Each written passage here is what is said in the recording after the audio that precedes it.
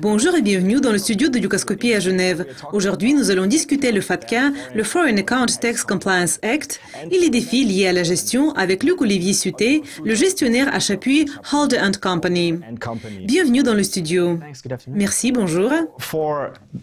Donc, pour les individus, la réglementation FATCA est entrée en vigueur il y a 14 jours, à la fin de juin de 2015.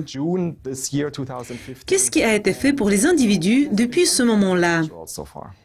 En ce qui concerne les individus, et en parlant des individus, nous parlons en fait des comptes détenus par les individus, en comparaison avec des comptes détenus par les entreprises ou les entités. Donc, en ce qui concerne les individus, les banques doivent tout d'abord préparer tous les processus et la politique afin de déterminer qui sont les clients. Cela veut dire s'ils sont américains ou non américains.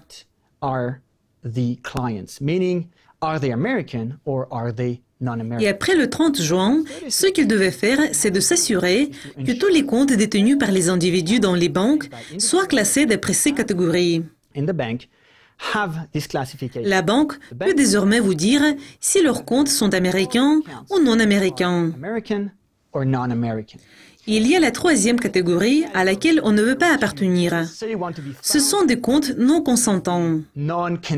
Les comptes non consentants, ce sont des comptes détenus par les gens qui ne coopèrent pas avec la banque pour fournir l'information sur leur statut américain ou non américain.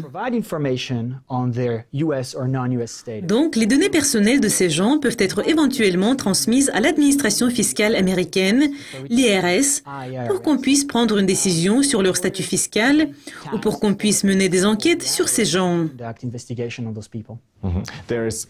Et il y a la deuxième partie de la réglementation FATCA. Elle concerne des comptes des entreprises et elle va entrer en vigueur dans un an. Qu'est-ce qu'il faut faire pour ces entités? Pour les entités, le processus est un peu différent. En ce qui concerne les individus, c'est la responsabilité des banques de déterminer si le client est américain ou pas.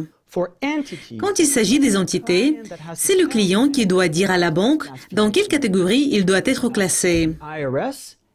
L'IRS a proposé une série de catégories où les entités peuvent choisir comment elles veulent être classées. D'habitude, elles cochent la case. Mais en ce qui concerne la gestion, cela change la façon dont le projet est géré. Parce que s'il s'agit des individus, vous allez tout simplement dans votre dossier et vous déterminez si votre client est américain ou pas.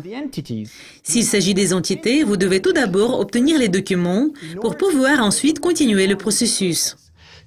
Donc, si votre client ne comprend pas bien les raisons de vous envoyer cette information ou ces documents, vous ne pouvez pas continuer ce processus.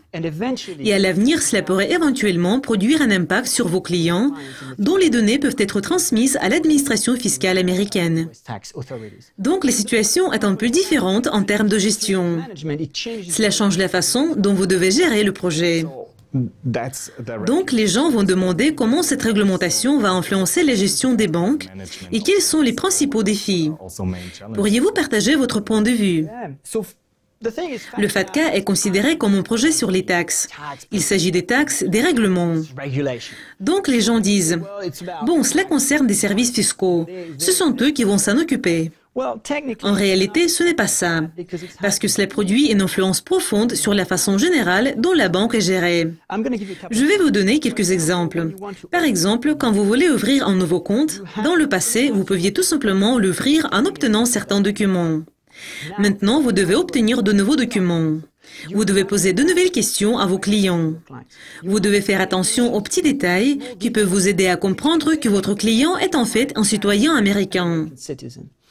Donc, cela change la façon dont vous ouvrez de nouveaux comptes. Cela rend les choses un peu plus compliquées. Un autre exemple, le fichier central des banques, où tous les documents sont réunis, intégrés dans le système et où ils sont contrôlés.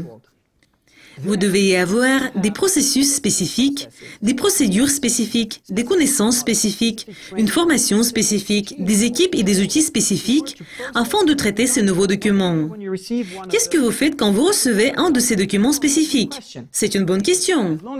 Si vous n'avez pas mis en œuvre tous ces processus liés aux documents, vous ne pouvez pas les traiter correctement. Évidemment, s'il s'agit des services fiscaux, ils doivent être capables de prendre une retenue à la source sur certains comptes particuliers ou de transmettre à l'administration fiscale une information spécifique. Donc, ils doivent changer la façon dont ils travaillent chaque jour. Et enfin, encore un grand problème pour les banques aujourd'hui est lié à une infrastructure informatique, tout ce qui concerne les systèmes des banques. Vous devez évidemment les modifier, les mettre à jour pour pouvoir recueillir et saisir cette information liée à la citoyenneté américaine dans le cadre de FATCA. Sinon, comment pouvez-vous gérer la banque si vous ne savez pas qui est un client américain et qui est un non-américain?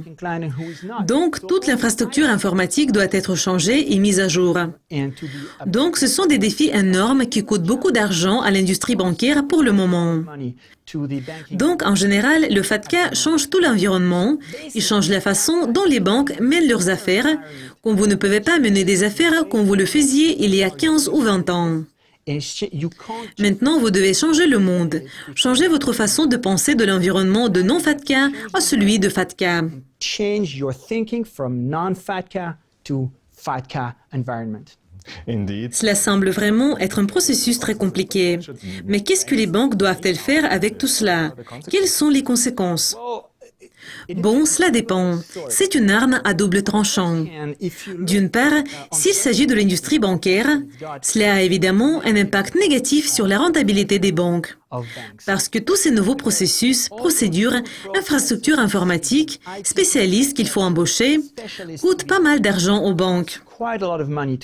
Et donc, cela réduit la rentabilité de l'industrie bancaire. Mais quand même, je crois qu'il faut penser d'une manière positive. Et les gestionnaires doivent être capables de voir l'avenir. Si vous abordez le FATCA du point de vue stratégique, vous pouvez voir que s'il s'agit des banques, les premières banques qui pourront introduire le FATCA de façon rapide et efficace vont avoir, j'en suis sûr, un avantage concurrentiel sur les autres. Donc, si vous ne parlez que de la rentabilité à court terme, évidemment, c'est une mauvaise perspective. Si vous réfléchissez à ce que vous pouvez avoir à l'avenir, donc c'est ce qu'il faut faire sans aucun doute. Luc-Olivier Suté, merci beaucoup de votre présence aujourd'hui et d'avoir partagé cette information avec nous. Je vous en prie, c'était un plaisir. Merci d'être avec nous. Restez à l'écoute de Yogascopy TV pour apprendre les dernières nouvelles et voir des interviews exclusives. Bonne journée, au revoir.